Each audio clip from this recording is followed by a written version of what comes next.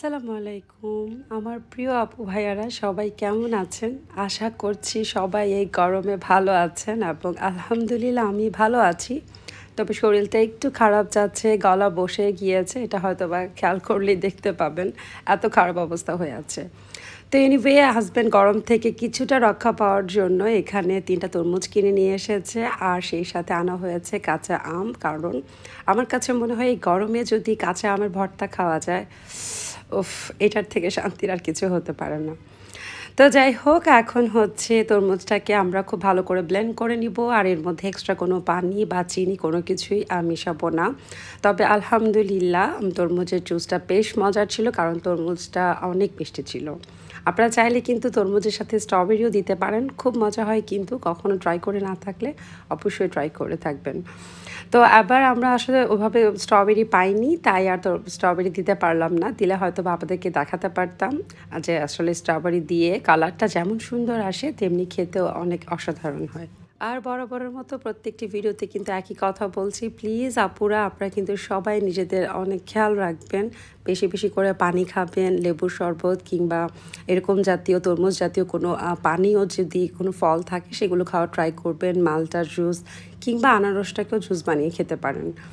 তো সব কিছু মিলে এখন এটাকে খুব ভালো করে ছেঁকে নিচ্ছে। আর এর আগে আরও কয়েকটা ভিডিওতে কিন্তু বলেছি আমার হাজব্যান্ড হচ্ছে যে কোনো কিছু জুস বানানোর ক্ষেত্রে এবং স্পেশালি স্যান্ডউইচ বানানোর ক্ষেত্রে ও অনেক পারদর্শী।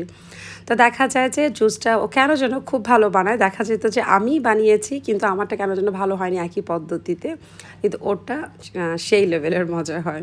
তো ও যেহেতু বাসায় ছিল আজকে, তো ভাবলাম তাহলে স্যারকে দিয়ে ট্রাই করা যাক।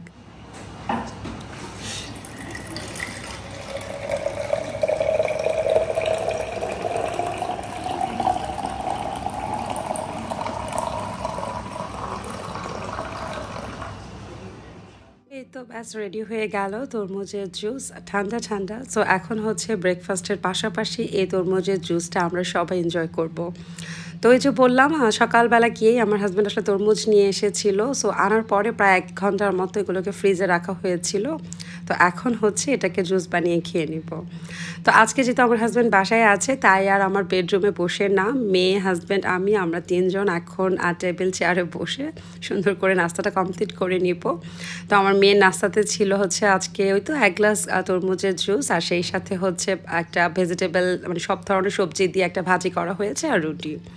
আর এটা হচ্ছে আমার নাস্তা, যেহেতু সবাই জানেন হয়তো বা আমি ডায়েটে আছি এখন আবার নতুন করে। সো আমার জন্য হচ্ছে একটা এগ স্যান্ডউইচ এবং এইটার রেসিপি কিন্তু আমার চ্যানেলে দেওয়া আছে, চাইলে আপনারা দেখে নিতে পারেন। আমার রেসিপি নামের একটা প্লেলিস্ট করা আছে, সো ওখানে গিয়ে একটু খুঁজলে আপনারা হয়তো বা পেয়ে যাবেন। এবং ওখানে কিন্তু এই স্যান্ডউইচের পাশাপাশি আমি আরও ডায়েটের অনেক ধরনের রেসিপি শেয়ার করেছি। সো চাইলে আপনারা সেগুলো খেতে পারেন এবং এগুলো যে ডায়েট অনুযায়ী খেতে হবে বিষয়টা এরকম না, নর্মালি যেভাবে আমি শেয়ার করেছি খেতে কিন্তু খুব মজা হয়। আপনারা চাইলে সকালের নাস্তা কিংবা সন্ধ্যার নাস্তা হিসেবে ওগুলো খেতে পারেন। তো এই তো যেহেতু বাসায় ভাজি করা হয়েছিল তাই আমি স্যান্ডউইচটার মধ্যে অল্প একটু ভাজিও নিয়ে নিয়েছি এবং সেই সাথে হচ্ছে এখন নাস্তাটা কমপ্লিট করে নিব। আর এই গরমে আসলে কোনো কিছু খেতেই ভালো লাগে না, সেটা নাস্তা হোক, দুপুরের লাঞ্চ কিংবা রাতের খাবার, কোনোটাই না। সো এখন যদি বাসায় এসিও থাকে, এখন এসি তো আর ২৪ ঘন্টা ছেড়ে রাখা যাচ্ছে না। আর অন্য একটা প্রবলেম হচ্ছে আপনি যদি এসি রুমে থাকেন কিছুক্ষণ তারপর আবার যে কোনো একটা কাজে রুম থেকে বের হন, সো এটা খুবই প্যাথেটিক হয়ে যায়, তখন শরীরটা অসম্ভব পরিমাণে জ্বলে। তো দেখা যাক কি হয়। যদিও আসলে গতকাল রাতে বৃষ্টি হয়েছে, তবে আমার মনে হয় না গরমটা খুব বেশি কমাতে পেরেছে। তো এনিওয়ে এই সাইডে হচ্ছে আমাদের যে একটা জুতোর আলমারি বা কাভার্ড আছে সেটাকে মোটামুটি খালি করে আজকে ছাদে একদমই কড়া রোদে জুতোগুলো শুকাতে দেওয়া হয়েছে।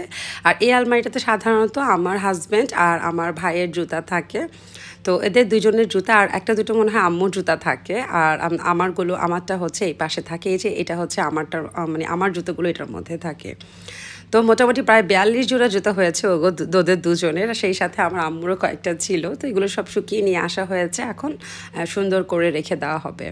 আর এই তো অন্যদিকে বছরের মাঝখানে আমার মেয়ের জন্য জুতা কিনতে হয়েছে একদম, মানে প্রত্যেক বছরে হাতে ধরে ওকে মিনিমাম 2 থেকে 3 জোড়া জুতা আমাকে প্রত্যেকবার কিনে দিতে হয়। সেই জুতার সাথে কি করে আল্লাহ জানে। আর অন্যদিকে এই তো আমার ফেভারিট কাঁচা আমের ভর্তা খাবো এখন আমরা সবাই মিলে। সো প্লিজ কেউ কিন্তু নজর দিবেন না। কারা কারা এই বছর এখনও পর্যন্ত আমের ভর্তা খাননি কমেন্টস করবেন প্লিজ, আমার জেনে ভালো লাগবে। আর না খেয়ে থাকলে তাড়াতাড়ি খেয়ে ফেলুন। এই গরমের মধ্যে কাঁচা আমের ভর্তা খেতে অসম্ভব মজা হয়, যদিও আম্মু একটু অন্য ধরনের ভর্তা করে, সবাই সাধারণত কাসুন্দি দিয়ে করে, বাট আম্মু একটু কেমন যেন দুধ দিয়ে চিনি দিয়ে কাঁচামরিচ দিয়ে করে। তো এনিওয়ে যদি কখনো সময় পাই আবার অন্য টাইমে আমি রেসিপিটা শেয়ার করব। তো এখন হচ্ছে আমি, আমার মা আর আমার হাজব্যান্ড আমরা 3 জন একটু বনানীতে যাচ্ছিলাম, আম্মুর বেশ কিছু ড্রেস বানাতে দিবে। তো আম্মুর টেইলর হচ্ছে বনানী সুপার মার্কেটে আর আমার টেইলর হচ্ছে পিঙ্ক সিটিতে।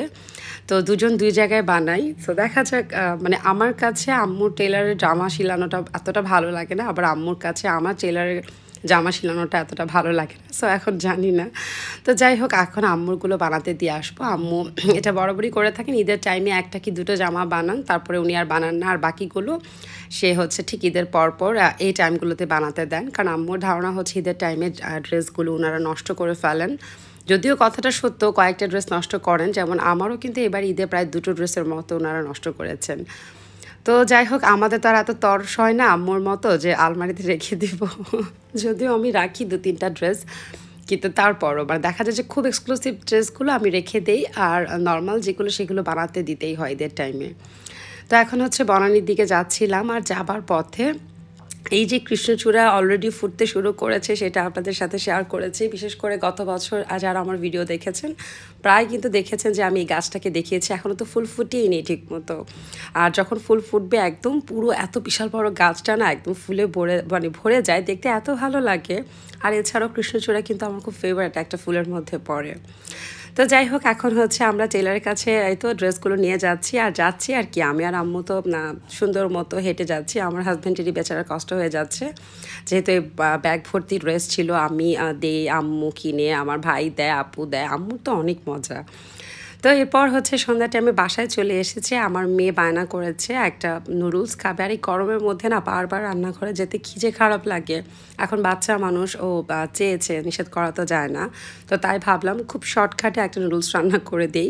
তো আমি জাস্ট নর্মালি পানিটা দিই একদম 1.5 কাপের মতো পানি দিই, আর এরপরের মধ্যে মশলাটা দিয়ে দিই। সো তারপর যখন আসলে পানিটা ফুটে উঠবে এর মধ্যে আমি নুডলসটা দিয়ে দিব। আর নুডলসের পানিটা যখন কিছুটা শুকিয়ে আসবে ব্যাস একটা ডিম এটার মধ্যে ছেড়ে দিব, আর এরপর খুব সুন্দর করে পানি শুকিয়ে আসলে নামিয়ে ফেলবো। তো এটা হচ্ছে শর্টকাট আমার ছোটোবেলার রেসিপি ছিল। যেহেতু ছোটোবেলায় আমার একটা অভ্যাস ছিল যে প্রত্যেকদিন একটা করে নুডলস খাওয়ার, এবং আসলেই কিন্তু ছিল এটা। তো দেখা যেত আমার বাবাকে কার্টুন দিয়ে একবারে নুডলস কিনে নিয়ে আসতে হতো। তো প্রতিদিন সন্ধ্যায় আমার একটা ম্যাগি নুডলস খেতেই হতো। সো আমাকে এভাবে শর্টকাট করে রান্না করে দেওয়া হতো, কারণ প্রতিদিন যদি তেল মশলা দিয়ে রান্না করে দেয় সো এটা আসলে হেলদি হবে না। তো পানি দিয়ে জাস্ট এভাবে সিদ্ধ করে ডিমটা দিয়ে দিত, আর লাস্টে হচ্ছে এই তো যখন হালকা পানিটা গায়ে গায়ে মাখা মাখা থাকবে তখন হচ্ছে চুলা থেকে নামিয়ে নেওয়া হতো। তো আমিও ঠিক একইভাবে এই চোরামি বুদ্ধি আমার মেয়ের জন্য অ্যাপ্লাই করি। সবসময় করি তা না, তবে মাঝে মধ্যে করি। আর এই গরমে না এখন যত শর্টকাট বা কম টাইমে রান্না করে যাওয়া যায় সেটাই ভালো। গরম পড়েছে আজকে, 42 ডিগ্রি সেলসিয়াস ছিল আজকে, আর আগামীকালকে মনে হচ্ছে 44 ডিগ্রি পর্যন্ত উঠবে। এরপরের দিন উঠবে হচ্ছে 43। তো সব কিছু মিলিয়ে এখন বেরোলাম বড় ভাইয়ার জন্মদিনের কেক নেওয়ার জন্য। এখন বনানী যাচ্ছি। বনানীতে কিংস থেকে কেকটা নেওয়ার চেষ্টা করব। এখন চিন্তা করছি এই সময় কেকটা পাওয়া যাবে কিনা, তারপরেও দেখি। এখন ট্রাই নিলাম একটা, আপনারাও সাথে থাকেন আমাদের। 9:30 উপরে বাজে, বাট গাড়ির অনেক চাপ দেখতেছি আজকে। বুঝলাম না এত চাপ কেন গাড়ির। গরম পড়ছে, সবাই বাসায় চলে যাবে আগে আগে, ফ্যামিলিকে টাইম দিবে, এইটাই তো উচিত।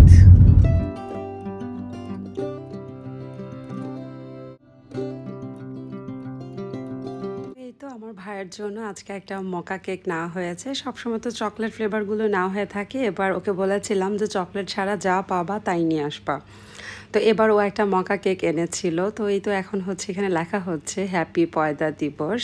আর যেহেতু আমার একটা মাত্র ভাই এবং আমার অনেক আদরের ভাই, শুধু আমার না আমাদের পুরো গোষ্ঠীর অনেক আদরের ছেলেও। তো সব কিছু মিলে আজ রাত 12টা 1 মিনিটে ওর যেহেতু বার্থডে, সো সারপ্রাইজ তো দিতেই হয়। তো সব কিছু মিলে এই জন্য আমার হাজব্যান্ডকে পাঠালাম মোবাইলটা দিয়ে যে যাও তুমি একটু কেক নিয়ে এসো, আর সেই সাথে অল্প টুকটাক আমার জন্য একটু ভিডিও করে নিয়ে এসো। ও আমাকে যদিও বলেছিল বের হতে, কিন্তু আমি বাসা থেকে বের হলে আমার ভাই টের পেয়ে যেত, তো তাই আসলে সারপ্রাইজটা নষ্ট করতে চাই নাই। তো ভিডিওর এ পর্যায়ে ছোট্ট একটা রিকোয়েস্ট রইল, যারা এখনও আমার চ্যানেলটি সাবস্ক্রাইব করেননি কিংবা আজকে নতুন ভিজিট করছেন, প্লিজ আমার চ্যানেলটিকে এটি সাবস্ক্রাইব করে দিবেন এবং সেই সাথে আমার ভিডিওতে লাইক দিবেন যদি ভিডিওটি ভালো লাগে। আর কমেন্টস করে জানাতে পারেন আপনাদের মতামত। আপনাদের কমেন্টসগুলো পড়তে আমার খুব ভালো লাগে। বিশেষ করে আমার কয়েকজন আপু আছেন যারা রেগুলার আমার ভিডিওগুলোতে কমেন্টস করেন। আর সত্যি বলছি, ভিডিও আপলোড করার পরে না আমি আপুদের কমেন্টসের ওয়েট করি। আমার এত ভালো লাগে যে চিনি না জানি না তারপরও অপেক্ষা করা ওনাদের কমেন্টসের, এটার একটা আলাদা মজা আছে। সো এখন দেখতেই পেলেন কেক কেনা শেষ হয়ে গিয়েছে, এখন বাসার দিকে মুভ করব। এখন চ্যালেঞ্জ হচ্ছে বাসায় ঢোকার সময় বড় ভাইয়া না দেখলেই চলে, তাহলেই সারপ্রাইজটা হবে।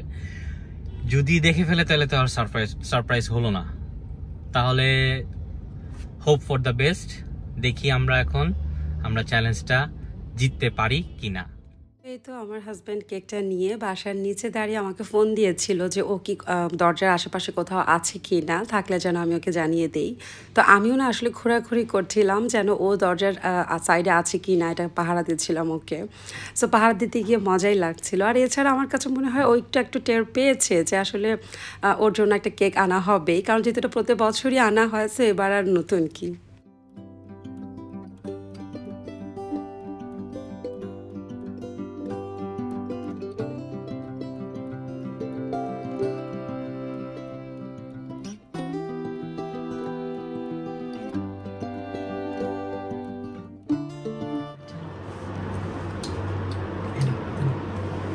Happy birthday to you.